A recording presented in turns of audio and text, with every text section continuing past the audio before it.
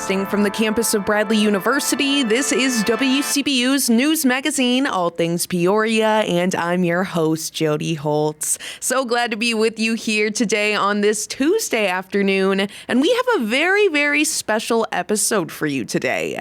Colleen Callahan has blazed a lot of trails over the course of her career. She recently stepped down as the first female director of the Illinois Department of Natural Resources. Before that, she was the state director of Illinois Rural Development for the U.S. Department of Agriculture and an authoritative voice as an agriculture reporter on WMBD for 30 years. On this special episode of Postmark Peoria, Callahan tells WCBU correspondent Steve Tarter about her career in radio and how the industry has changed. I always looked at it as my job was to inform and educate, to inform those who were involved in agriculture and rural issues, and to educate those who were not. And I loved doing it for all of that time. And I tried not to share my own personal opinions in the process.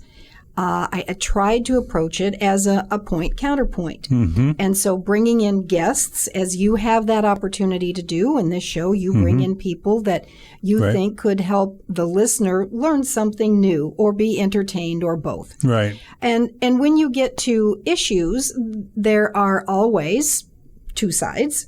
And so I did try to bring in the balance, the point-counterpoint. Today, what's changed when you have a podcast, that is that person representing that person. Right. Oftentimes. And it's that person's opinion on whatever that subject may be. And so I'll give you an example of how I think that's changed.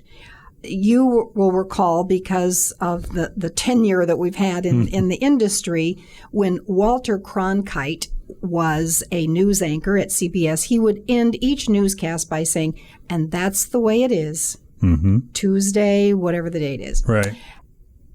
And today, it's not that way. It's more opinion-based. It's not that's the way it is. It's that's the way I see it.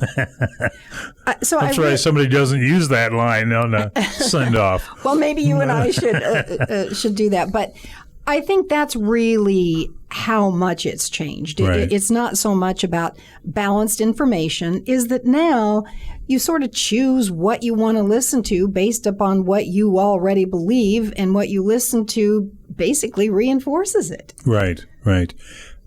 Colleen, I know you, and just kind of taking off on your point about helping, well, you talking to farmers or people in the farm industry about whatever the issues are, but you're thinking also of people who are just listeners or consumers who don't know how it's done.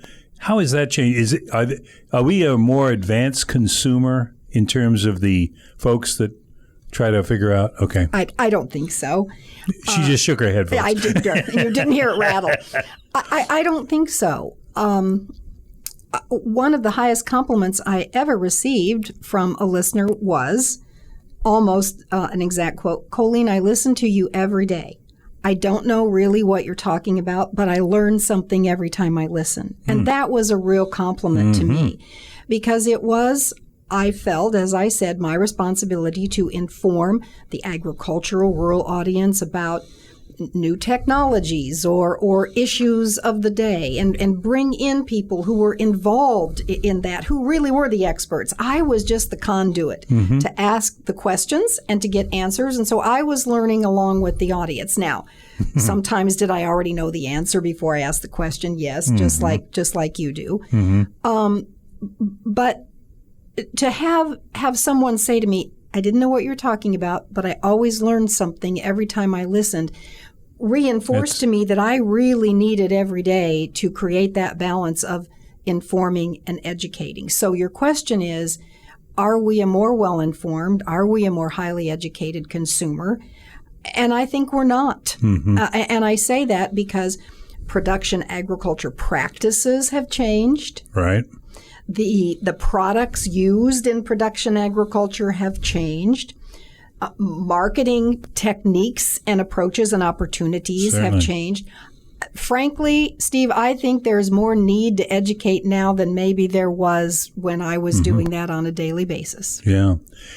Colleen, you've had time now and spent years. Tell us just a bit, if you could, about Illinois rural development, because that sounds like a fascinating area, a need that's so great. We know about all the towns, what was your kind of takeaway from that experience? My takeaway was, first of all, prefaced by saying that what I've had the opportunity to do since I left broadcasting on a formal basis was not in my day planner. Right. I was fortunate to be able to be considered for these different positions. And when I was asked if I would consider USDA rural development, I admittedly knew very little about it. So your question is appropriate. What is it? What does someone involved in rural development do when you represent USDA? Each state has a rural development director that is appointed by the administration at that time. And rural development is basically a financial institution. It has loans and grants that have been designed to meet the needs of rural communities. Mm-hmm. Rural communities have needs in housing. Right. And so there is a strong housing program where someone who has chosen to live in a rural community can go to rural development and get a low interest loan. Mm-hmm. And what better way to start building equity than to buy if you can rather than rent for a long period of time. Sure. It oftentimes happens that teachers who go into rural communities can't find places to live in that rural community. Oh. There aren't a lot of apartment complexes in that's our right. and if there are homes that have been retrofitted to be rentals, sometimes they're already rented. Mm-hmm. So there's a housing component to it. There also are loans and grants for communities. There's a community facilities portfolio of programs where if the police force, if the EMTs, if the fire department needs equipment, they can apply for a low-interest loan and or a grant, and they can combine those. And then there are business programs. So let's say that, let's say a farmer. Let's take the broadcast work that I did that was focused on agriculture. Farmers are innovators. They try to do the best they can with what they have to work with, and sometimes they come up with some pretty creative approaches. Mm-hmm. So let's say someone did that. Precision planting would be a perfect example of somebody that had a great idea, and now we see that huge new facility near Morton. But let's say you say, I think I can develop this and I can make this a business, but where do you go to get the kind of money that it would take to actually do the manufacturing piece? Right. You could go to your local bank and you could say, this is my idea, and the bank would probably say, it's a great idea, but... So if USDA Rural Development will guarantee that loan, then that individual can usually get a lower interest rate, and they usually extend the life of the loan. And they know that if things don't go well, that now it's backed by USDA Rural Development. Oh. So those are the kinds of programs that exist at this lending institution that's known as USDA Rural Development. It's loans and grants. You travel widely on that one, didn't you? I did. And in all up and down the state. I was in all 102 counties. Yes. Well, I mean, you knew the area, Central Illinois, already. I did. But then this gave you the whole state. It did, and you know what I learned, and I learned a great deal. What I realized is that in many of our rural communities, the leadership there, whether it's a county board or a township or whatever that form of government may be in that area, sometimes nobody wants to be the leader. Sometimes nobody wants to run to be the mayor. Nobody wants to be the township supervisor and take a leadership role.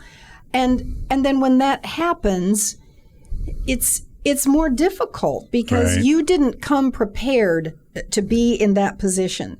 So how do you learn about these programs? And so when I got to rural development, I said, you know what? We're going to do a road show. And we're going to go into rural communities and we're going to answer questions.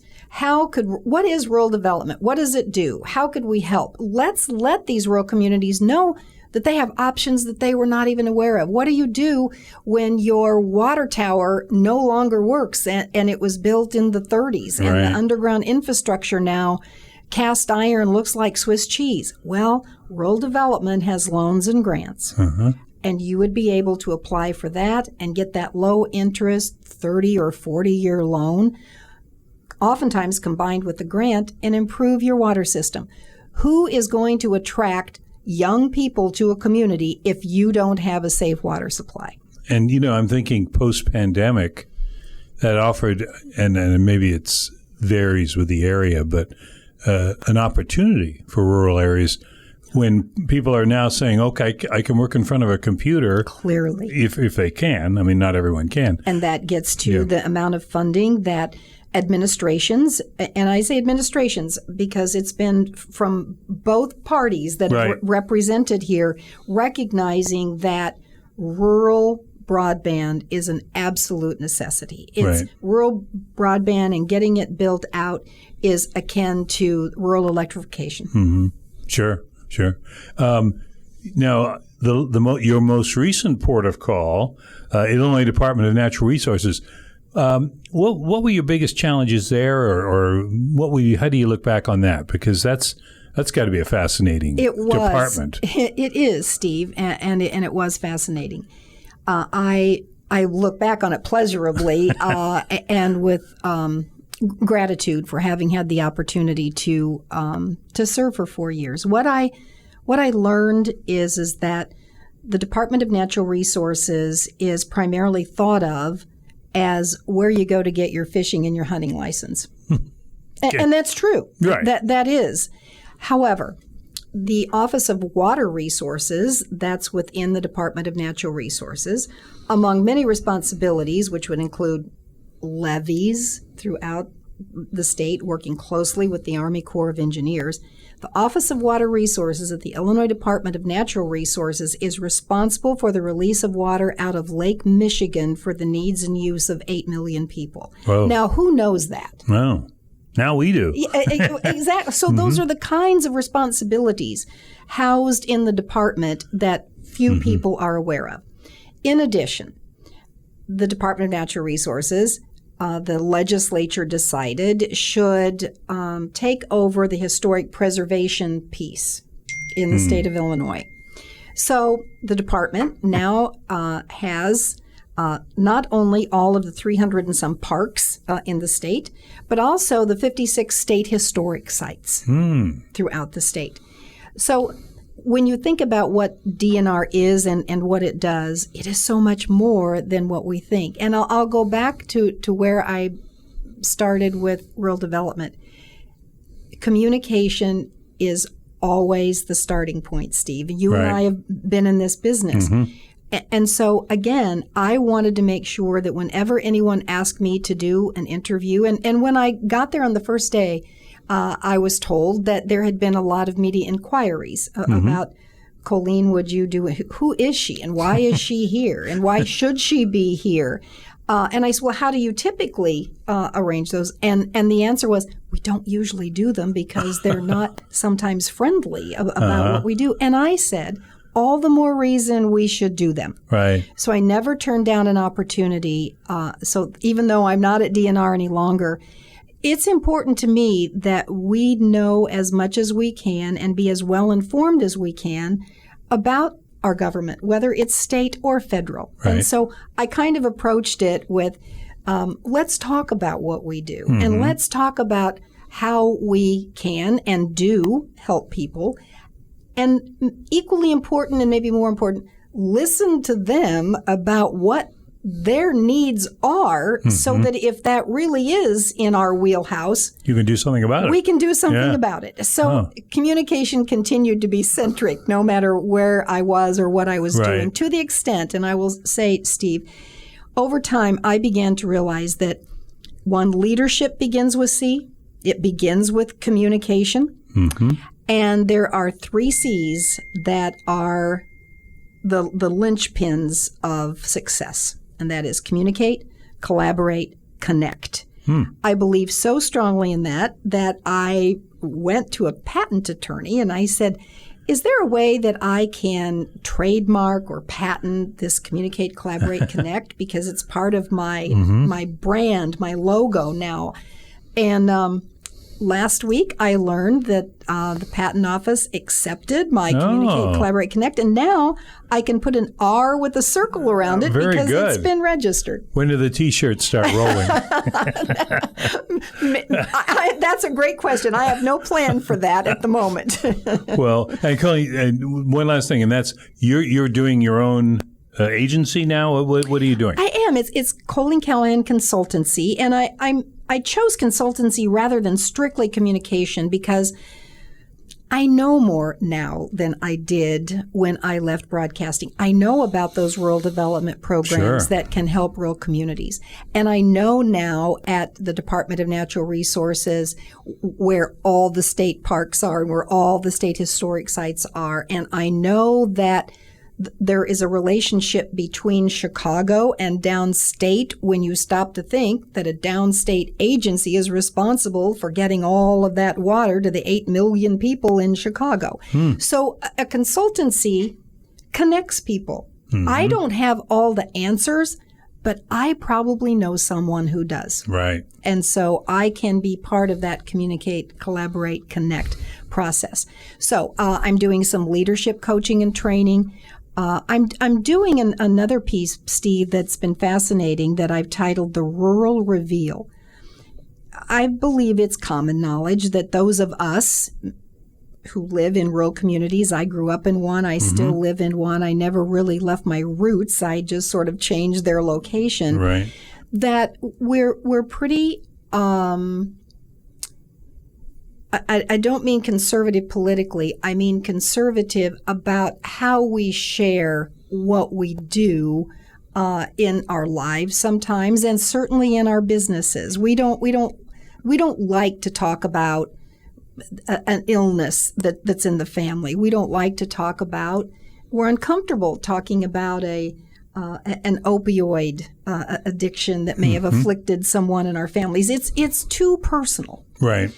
That's not a criticism. Those are facts. And so the Rural Reveal has helped me, I hope, help others. I've been able to connect with some people. One, a young woman who was hit by a drunk driver and then was on the path to be addicted to opioids. And she talks about that. So it's revealing some of those topics that are real hard for us to want to talk about. A suicide. A farmer who committed suicide, and his family had no idea that he was struggling with the financial burden that had been created as a variety of consequences: drought, poor crop, flood, poor crop, whatever it may be. So we're doing that. I'm doing another piece in the consultancy called an audio album. I just interviewed my 97-year-old aunt, and she was my first audio album that I've shared on the website. And I hope that those who are listening, if you know someone, it may be your mom or dad or grandma or aunt, it could be anybody, it could be a school teacher who really influenced you, and you'd really like to be able to share what they know and how they helped you with others. And so I call those audio albums. And so I'll go into a home. Yeah, it's an oral history. That's exactly what it is. I just renamed it. Well, you're the right person to do that. My goodness, with your knowledge and experience and communications. And I think, and I'll just say this because I'm sure there's people out there listening who say, yeah, I think listening to you over the years when you were on the radio and when you do interviews, there's an upbeat sense. I mean, you get that from folks. It could be a very serious issue, could be a conflict, whatever it is, but, you're positive. And I think people pick up on that. And, well, thank you, Steve. You're the right person to do that communicating. That's a real compliment. I think it's been important to me, and it's not that I think this. I know how much I believe that it's important when you're working with people to trust them. Right. So while communication is the start of it all, if you don't trust the people that Sure. you're working with, it's not going to be a Not gonna work. successful Yep. outcome. No. So I think part of what you and I do unwittingly in how we do it creates trust. That was former Illinois Department of Natural Resources Director Colleen Callahan speaking with WCBU correspondent Steve Tarter. Postmark Peoria is a co-production of WCBU and Mike Sable. If you want even more stories about Peoria history, subscribe to the Postmark Peoria podcast. You can find it on Apple, Google, Spotify, or the NPR app.